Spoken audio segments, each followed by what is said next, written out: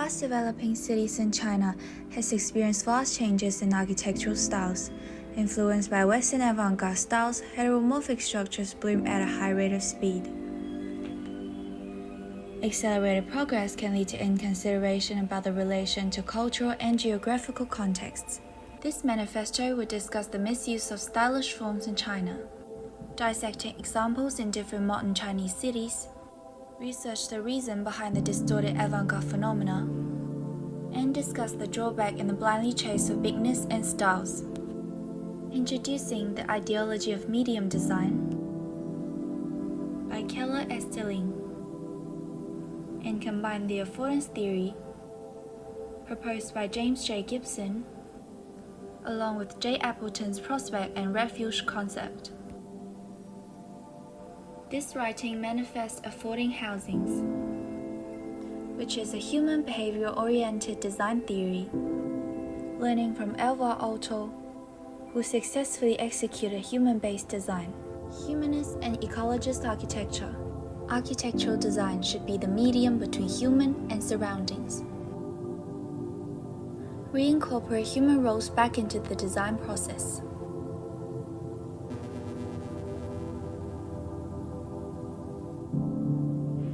A hotel project in Hebei adopting the extreme reification of three gods in Chinese culture. Fu, Lu, Shou, to stack a building in an oversimplified and crude way.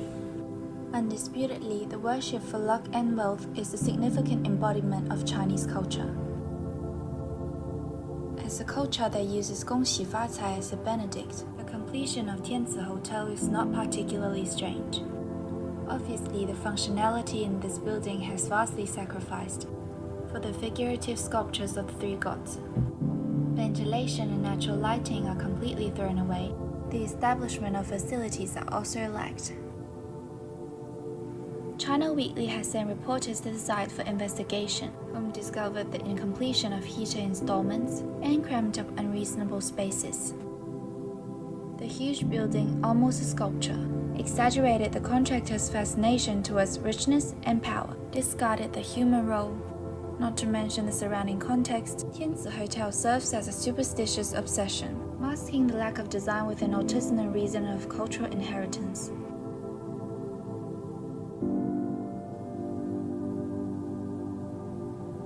If the Tianzi Hotel hides the fascination of money with a cultural fig leaf, innovation will be the veil for Yuan Building in Guangzhou.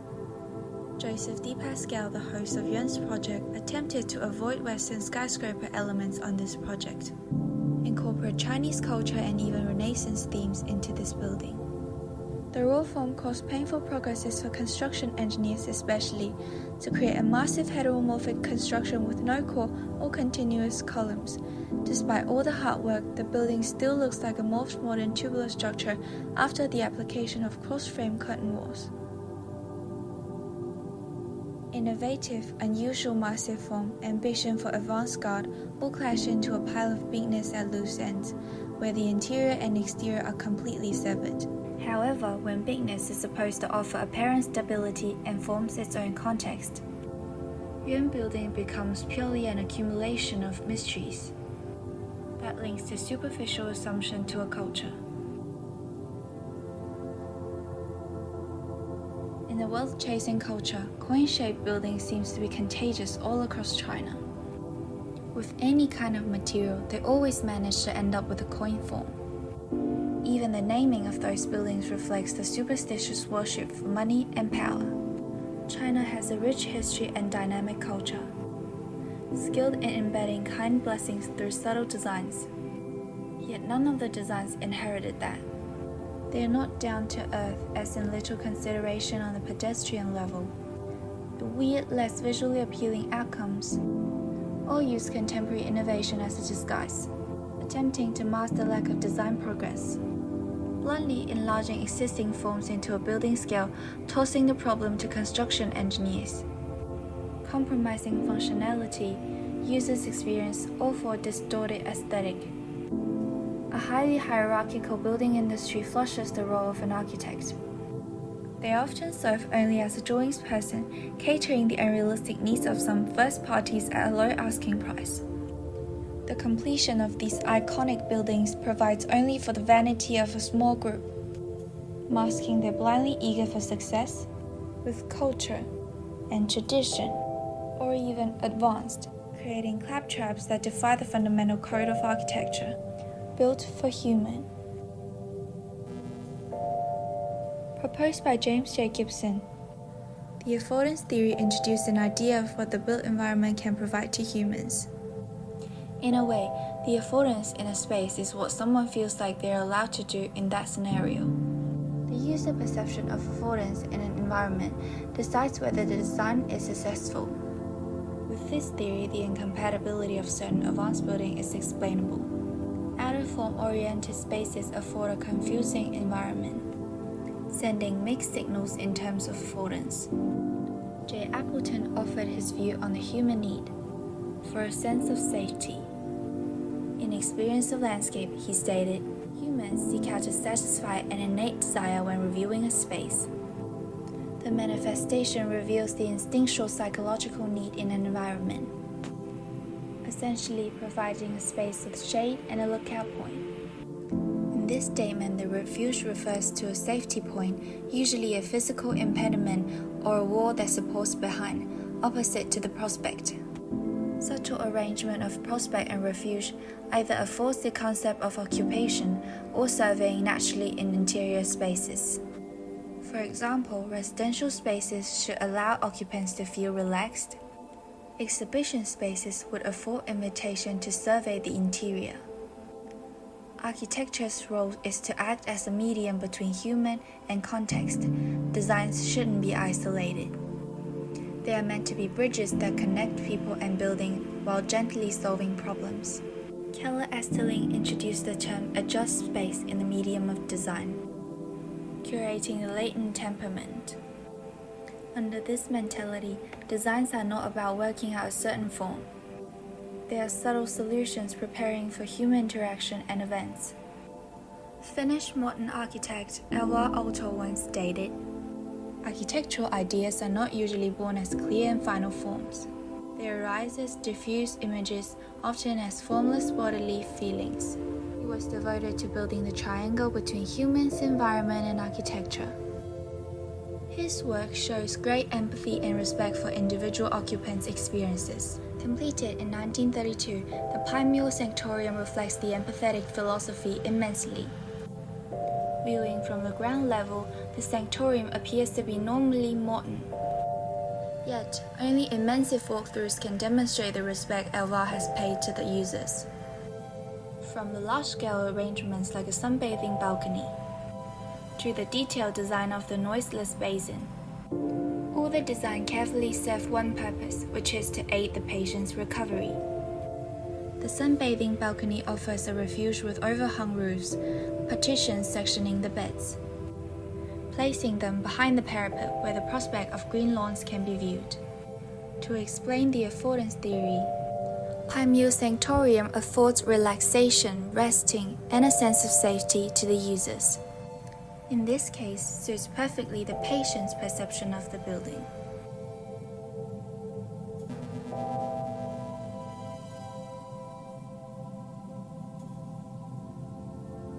Architecture is not pure art. It bears way more than art like paintings or sculpture. It's not the building that needs spaces. It's us, human beings as occupants, who need the space. Prevalent styles and intriguing forms are novel and seem fascinating. Yet what human needs are the affordances in a house that allow life to take place. For instance, a Chinese family of 4, one child with a pair couple and a grandma, on a confined land, requires a living space for hosting, separate bedrooms for privacy, a courtyard in the center for outdoor gathering, and storage at entrance for shoes replacing. Then the arrangement should happen like this. We ask them to list their hobbies and habits. The husband enjoys reading during weekends, therefore a study room with a window by a corner, granting a refuge and a prospect to the spot. The wife loves gardening, therefore plantations in the yard next to the couple's bedroom. The grandma loves sunbathing, therefore an extended slope roof is added to provide a semi-shaded spot next to a wall. As the parents are busy at work during weekdays, the child needs care from the grandma. Therefore, the bedroom is designated to be close to the back of the house and next to the eldest bedroom. At this stage, without any need for ornamentation or any consideration in building form, the house naturally resembles a rudiment of the traditional 四合院. Due to the behavior-oriented progress, a Chinese family naturally needs a traditional Chinese home. In this design, no redundant form is drawn and no decoration is needed for it to link to traditional culture. Of course, tilted roof and brick pavings can be added to enhance the rendering of traditional. But the fundamental link to the family involuntarily paves the way for occupants' own culture. Different to the traditional symmetrical layout, the house for this family fits more to their natural needs in contemporary times. The resemblance of the form reflects their cultural behaviors.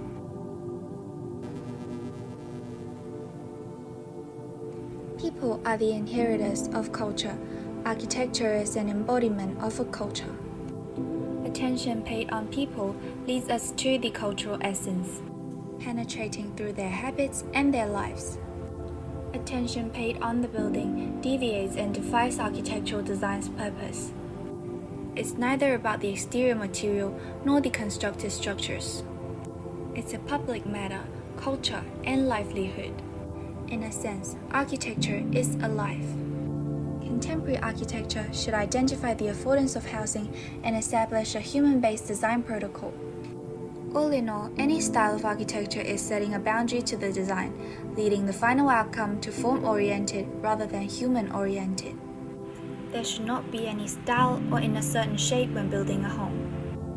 Consideration of proper affordance according to whoever lives in the house should be the prioritized task. The term affording housing, although it sounds similar to affordable housings, calls for a new protocol in architecture. That is, to regard and respect the user perception of the dedicated project. Afford them with proper refuge and prospect. Hence, facilitate the efficiency of circulation. In a sense, affording housing refers to a behavior-oriented process. The layout of a space should fit the user's pattern. It is time to correct the wrongdoings of stylish and redefine the meanings of architectural design. It is time to abandon the artistic aspect in buildings and start celebrating the real art, the moments of life. It is time to stop thinking about what we can create and pay attention to what architecture can afford.